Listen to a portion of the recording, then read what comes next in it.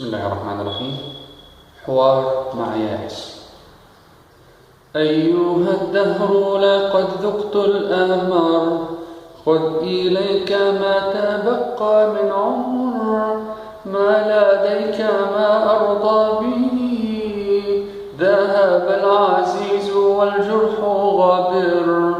فكأنما آن الذبيح ينتفض، ما عاد بي من قوة كي أصطبر، قايضتني بالدر قيحا ودما، فالدمع من عيناي سيل ينهمر، ذهب الصبا أتبعه الشباب، وأمواج البلاء تقهر تنتهر، والآن تراود مقلاتاي لأبتسم، تظن ذاك ينسي القلب الكدر، إذا ابتسمت سالت عيني بالبكاء، وتذكرت زمن النعيم فتنقهر، حرمتني وحرمتني وحرمتني، قد طال زمن الحرمان العسر، ما عدت أعلم بسمتي من دمعتي،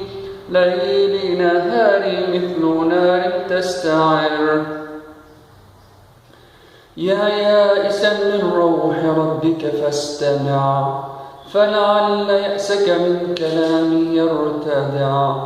كم كان قبلك من أناس مسهم شر وضر فصار القلب هلع، وتبدلت أحوالهم من النعيم إلى العذاب، فكادت القلوب تنخلع، فاستيأسوا حتى تقرحت عيونهم، وصار الدمع فيها ليس بمنقطع، فاستلطفوا من بعد رحمة ربهم، واستهوانوا الدنيا فهدأ القلب الجزع، فالآن هم بجنات النعيم، آمنوا العذاب وكل أمر مصطرع، لا تطلبن الموت قبل أوانه،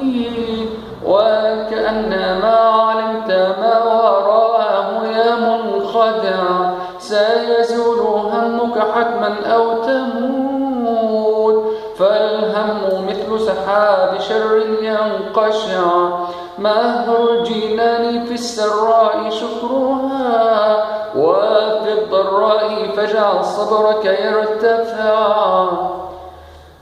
قال الله تعالى: بسم الله الرحمن الرحيم: وما يلقاها إلا الذين صبروا وما يلقاها إلا ذو حظ عظيم. صدق الله العظيم.